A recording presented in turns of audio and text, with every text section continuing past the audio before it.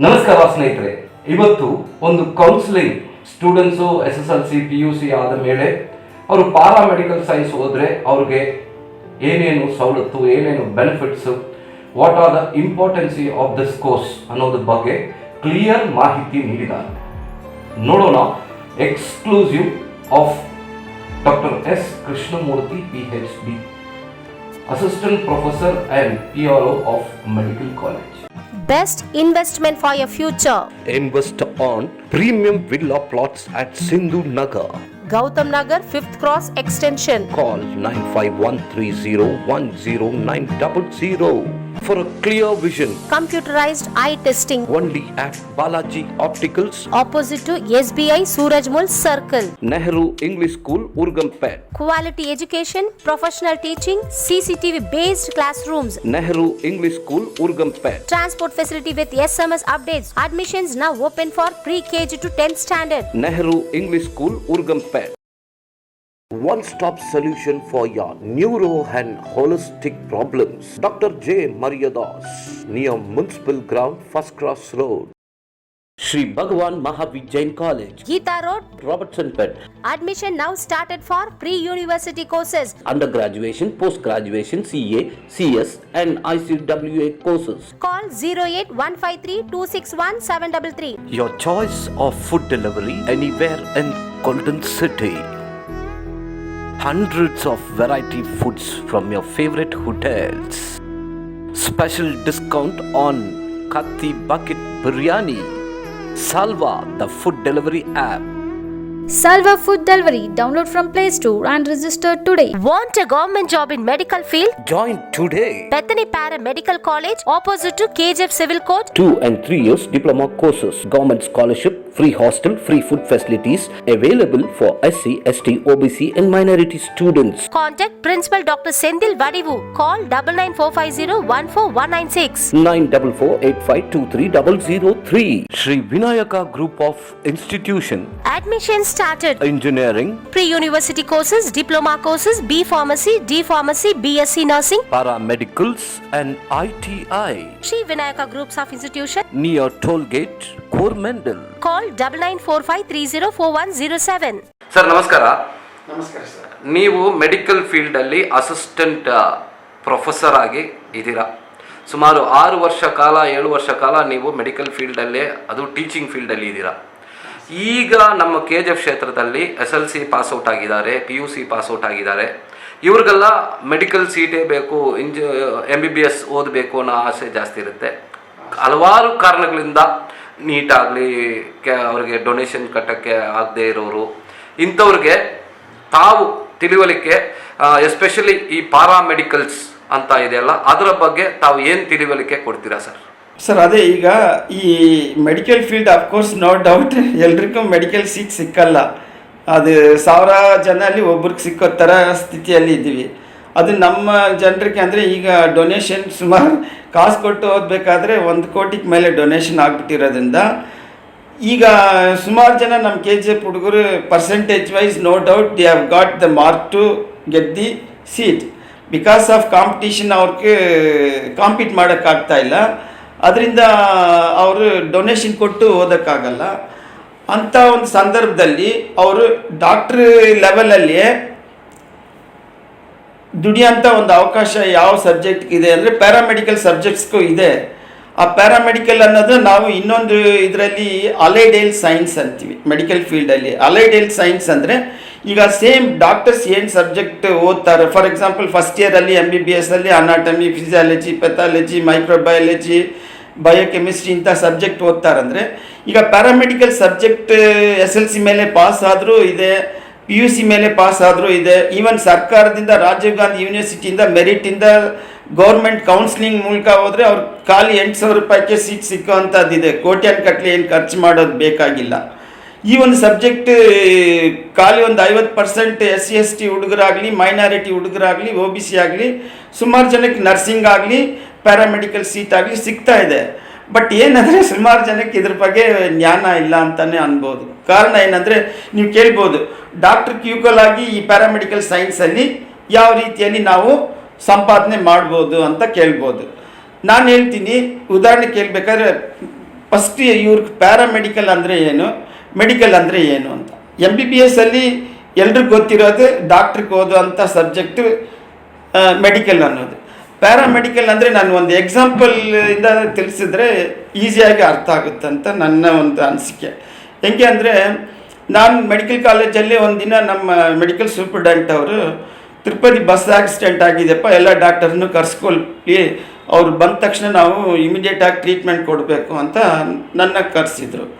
ನಾನು ಎಲ್ಲ ಡಾಕ್ಟರ್ಸ್ನ ಕರೆಸ್ಬಿಟ್ಟು ಇದು ಮಾಡಿದಾಗ ಬಸ್ಸಿಂದ ಬಂದು ಇಳ್ದಿದ ತಕ್ಷಣ ನಮ್ಮ ಎಮರ್ಜೆನ್ಸಿ ವಾರ್ಡಿಂದ ಸ್ಟ್ರೆಚರ್ ಎತ್ಕೊಂಡು ಎಲ್ಲರನ್ನೂ ಕರ್ಕೊಂಬಂದಾಗ ಕೆಲವರು ಕೈಕಾಲೆಲ್ಲ ಮುರ್ಕೊಂಡು ಬಂದು ಡಾಕ್ಟ್ರ್ ಹತ್ರ ತೋರ್ಸೋಣ ಅನ್ನೋದ್ರಷ್ಟರಲ್ಲಿ ನಮ್ಮ ಆರ್ಥೋಪೆಡಿಕ್ ಡಾಕ್ಟ್ರ್ ಫಸ್ಟ್ ಅವ್ರ ಟ್ರೀಟ್ಮೆಂಟ್ ಶುರು ಮಾಡಿಲ್ಲ. ಹೋಗಿ ಅವರು ಎಕ್ಸ್ರೇ ತೆಗಿಯಪ್ಪ, ಅವ್ರಿಗೆ ಎಲ್ಲಿ ಕಾಲು ಮುರ್ಕೊಂಡಿದೆ, ಫ್ರ್ಯಾಕ್ಚರ್ ಎಲ್ಲಿದೆ ಅಂತ ಅಲ್ಲಿಂದಾನೇ ಅವ್ರಿಗೆ ಕಂಪ್ಯೂಟ್ರಿಂದ ಸ್ಕ್ರೀನ್ಶಾಟ್ ಕೊಟ್ಟಿದ್ದ ತಕ್ಷಣ ನಾವು ಇಲ್ಲಿ ಫ್ರ್ಯಾಕ್ಚರ್ ಆಗಿದೆ, ಇಲ್ಲಿ ಅವ್ರಿಗೆ ಕಟ್ ಹಾಕಬೇಕು ಅಂತ ಇದು ಮಾಡ್ತಾಯಿದ್ರು. ಅದೇ ಥರ ಕೆಲವ್ರಿಗೆ ಸರ್ಜರಿ ಡಾಕ್ಟ್ರಿಂದ ಆಪ್ರೇಷನ್ ಇಮಿಡಿಯೇಟ್ ಮಾಡಬೇಕಂದಿದ್ದ ತಕ್ಷಣ ಅಲ್ಲಿ OT ಟೆಕ್ನಿಷಿಯನ್ ಕರಿ ಅಂದರು. ಅಲ್ಲಿ ನಾನು ನೋಡಿದ್ದೇನು ಎಕ್ಸ್ರೇ ಟೆಕ್ನಿಷಿಯನ್, ಇಲ್ಲಿ ಕರೆದಿದ್ದು OT ಟೆಕ್ನಿಷಿಯನ್.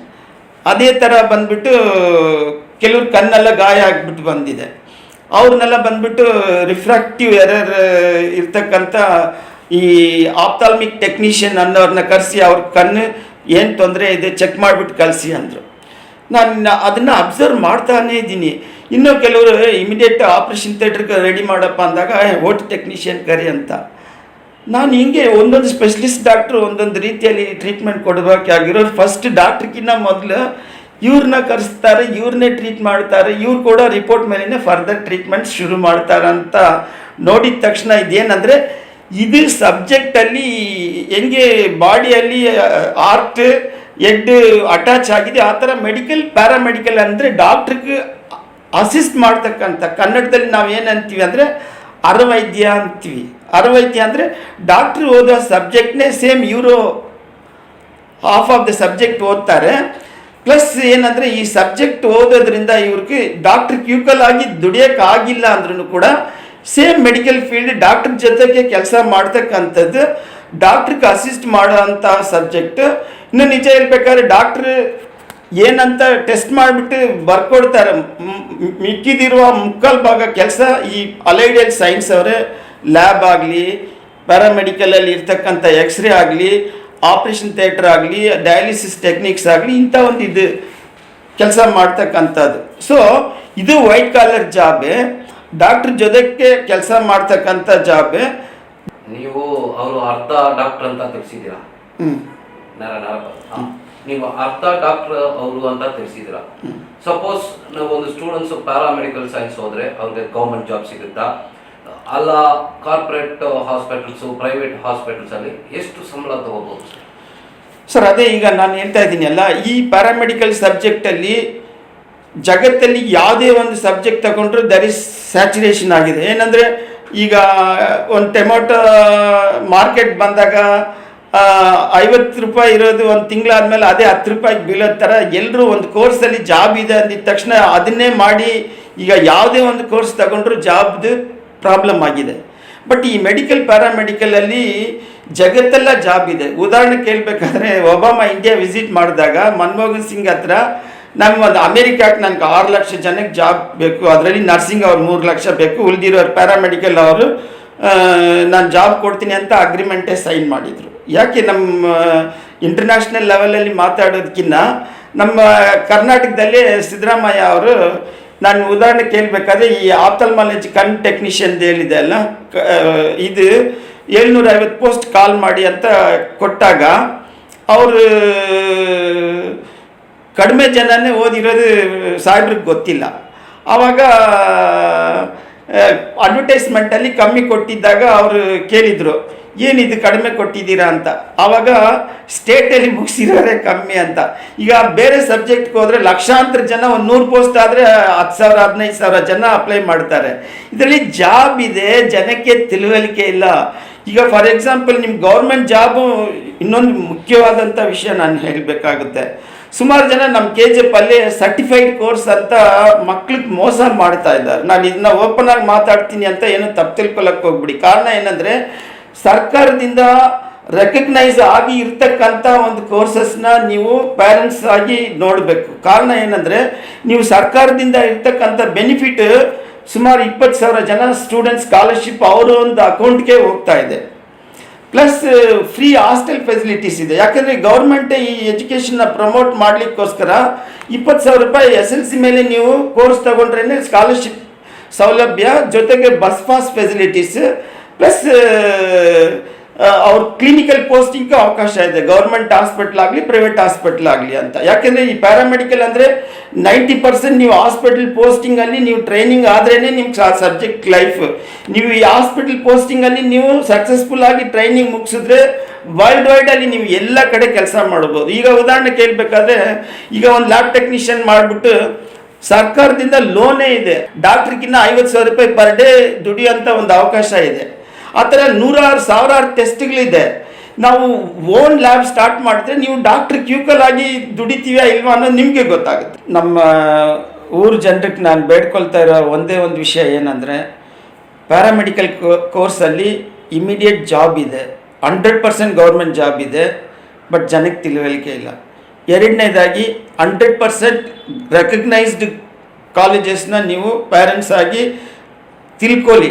ನೆಟ್ಟಲ್ಲಿ ಓಪನ್ ಮಾಡಿದ್ರೆ ಯಾವ್ಯಾವ ಕಾಲೇಜಸ್ ಕರ್ನಾಟಕ ಸರ್ಕಾರದಿಂದ ಆದೇಶ ಆಗಿದೆ ಅನ್ನೋದು ತಿಳ್ಕೊಂಡು ಸೇರಿಸಿ.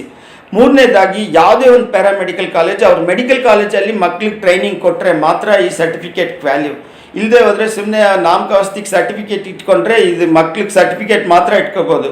ಆಮೇಲೆ ಅವ್ರಿಗೆ ಮೆಡಿಕಲ್ ಫೀಲ್ಡಲ್ಲಿ ಇದು ಒಂದು ಜೀವಶಾಸ್ತ್ರ, ಮನುಷ್ಯನ ಮೇಲೆ ಪ್ರಭಾವ ಮಾಡ್ತಕ್ಕಂಥದ್ದು. ಅವ್ರ ಲ್ಯಾಬಲ್ಲಿ ರಿಪೋರ್ಟ್ ಯಾವುದೋ ರಾಂಗ್ ಕೊಟ್ಟರೆ ಹೋಯ್ತು, ಅವ್ನಿಗೆ ಇಲ್ಲದೆ ಇರೋ ಕಾಯಿಲೆನ ನಾವು ಹೊಸ ಕಾಯಿಲೆ ಸೃಷ್ಟಿ ಮಾಡ್ದಂಗೆ ಆಗುತ್ತೆ. ಅದರಿಂದ ಈ 3 ವಿಷಯ ಮಾತ್ರ ಸರಿಯಾಗಿ ತಿಳ್ಕೋಬೇಕು. ಒಂದು, ರೆಕಗ್ನೈಸ್ಡ್ ಕಾಲೇಜ್. ಎರಡನೇದು, ನೀವು ಮೆಡಿಕಲ್ ಕಾಲೇಜ್ ಟ್ರೈನಿಂಗ್ ಕಲಿಸ್ತಕ್ಕಂಥದ್ದು. ಮೂರನೇದು, ಗೌರ್ಮೆಂಟ್ ಸೌಲಭ್ಯ. ಎಲ್ಲ ಕಮ್ಯುನಿಟೀಸ್ಗೂ ಸರ್ಕಾರ ಈಗ ಫೆಸಿಲಿಟೀಸ್ 80% ನಿಮ್ಮ ಕೈಯಿಂದ ಸುಮಾರು ಒಂದು 5,000 ರೂಪಾಯಿ ಖರ್ಚು ಮಾಡ್ತಕ್ಕಂಥದ್ದು ಅಷ್ಟೇ. ಇದನ್ನ ಯಾಕೆ ನಾನು ಹೇಳ್ತಾ ಇದ್ದೀನಿ ಅಂದರೆ, ಈ ಒಂದು ಸೌಲಭ್ಯ ಗೌರ್ಮೆಂಟಿಂದ ಆಗ್ತಾ ಇರೋದು ಕಾರಣ. ಯಾಕೆಂದರೆ ಗೌರ್ಮೆಂಟ್ ಮ್ಯಾನೇಜ್ಮೆಂಟ್ ಕಾಲೇಜಸ್ಗೆ ಈ ಒಂದು ಎಜುಕೇಷನ್ನ ಪ್ರಮೋಟ್ ಮಾಡಲಿಕ್ಕೋಸ್ಕರ ಮಾಡ್ತಕ್ಕಂಥ ಅವಕಾಶನ ನೀವು ಸರಿಯಾಗಿ ಸದುಪಯೋಗ ಮಾಡ್ಕೊಳ್ಳಿ ಅಂತ ನಾನು ಕೇಳ್ತಾ ಇರೋದು. ಧನ್ಯವಾದಗಳು ಸರ್, ಧನ್ಯವಾದಗಳು. ಮುಂದಿನ ದಿನಗಳಲ್ಲಿ ನೆಕ್ಸ್ಟ್ ವೀಕು ತಾವು ಬಂದು ಮತ್ತೆ ಇನ್ನ ಬ್ರೀಫ್ ಆಗಿ ಈ ಪ್ಯಾರಾಮೆಡಿಕಲ್ ಕಾಲೇಜು, ಮೆಡಿಕಲ್ ಕಾಲೇಜಲ್ಲಿ ಏನೇನು ಎಕ್ವಿಪ್ಮೆಂಟ್ಸ್ ಇರುತ್ತೆ ಇವ್ರಿಗೋಸ್ಕರ ಅನ್ನೋದ್ರ ಬಗ್ಗೆ ಇನ್ನೂ ಸ್ವಲ್ಪ ತಿಳುವಳಿಕೆ ಸರ್. ನಿಜವಾಗ್ಲೂ ನಾನು in fact I don't know how I should express my thanks by words to you. ಕಾರಣ ಏನಂದರೆ, ನಮ್ಮ ಜನರಿಗೆ ನಾನು ಯಾವ ರೀತಿಯಲ್ಲಿ ಹೆಲ್ಪ್ ಮಾಡಬೇಕಂತ ನಾನು ಯೋಚನೆ ಮಾಡ್ತಾ ಇದ್ದೀನಿ. ಈಗ ನಾನೊಂದು ಕೋರ್ಸ್ ಇದ್ರ ಮೇಲೆ ಮಾತಾಡಬೇಕಾಗಿರೋದು ಕಾರಣ ಏನಂದರೆ, ನಮ್ಮ ಜನರಿಗೆ ಒಂದು ರೈಟ್ ಡೈರೆಕ್ಷನ್ ಕೊಡಬೇಕು, ಅವರು ಸರಿಯಾದಂಥ ಜಾಬಲ್ಲಿ ಇರಬೇಕು. ನಮ್ಮ KGF ಎಲ್ಲ ರೀತಿಯಲ್ಲಿನೂ ನಮ್ಮ ಜನರಿಗೆ ಹೆಲ್ಪ್ ಆಗಬೇಕು. ಯಾಕೆಂದರೆ ಇದಕ್ಕೆ ವರ್ಲ್ಡ್ ವೈಡ್ ಜಾಬ್ ಇದೆ, not Bengaluru, world wide job ಇರೋದ್ರಿಂದ ನಾನು ಇದರಲ್ಲಿ ಬರೀ ಡಿಪ್ಲೊಮಾ ಮಾತ್ರ ಇಲ್ಲ, ಇದರಲ್ಲಿ BSc, ಇದರಲ್ಲಿ MSc ಅಂದರೆ ನೀವು ಡಾಕ್ಟರ್ ಅಷ್ಟಿಲ್ಲ, ಡಾಕ್ಟರ್ಗಿನ್ನ ಜಾಸ್ತಿ ದುಡಿಬೋದು ಅಂತ ಕೇಳಿ ಈ ಒಂದು ಅವಕಾಶನ ನನಗೆ. ಅದೇ ಸರ್, ಇದು ಇಲ್ಲಿಗೆ ಮುಕ್ತಾಯ ಆಗಬಾರ್ದು. ಮತ್ತೆ ಒಂದು ಸೆಷನ್ ನೆಕ್ಸ್ಟ್ ವೀಕಲ್ಲಿ ನಮ್ಮ ಜನರಿಗೋಸ್ಕರ ಇನ್ನೂ ಸ್ವಲ್ಪ ತಿಳುವಳಿಕೆ, ಇನ್ನೂ ಸ್ವಲ್ಪ ಮೆಡಿಕಲ್ ಕಾಲೇಜಸಲ್ಲಿ ಫಾರಿನ್ ಕಂಟ್ರೀಸಿಂದ ಬಂದಿರುವ ಎಕ್ವಿಪ್ಮೆಂಟ್ಸು, ಕಾಸ್ಟ್ಲಿ ಎಕ್ವಿಪ್ಮೆಂಟ್ಸ್ ಬಗ್ಗೆ ಇನ್ನೂ ಸ್ವಲ್ಪ ತಾವು ತಿಳುವಳಿಕೆ ಕೊಡಬೇಕು ಅಂತ ಕೇಳ್ಕೊಳ್ತೀವಿ ಸರ್. ಈ ವಾರಕ್ಕೆ ತುಂಬ ಧನ್ಯವಾದಗಳು ಸರ್, ನಿಮ್ಮ ಟೈಮನ್ನು ನಮಗೋಸ್ಕರ ನೀಡಿದ್ದಕ್ಕೆ. Thank you.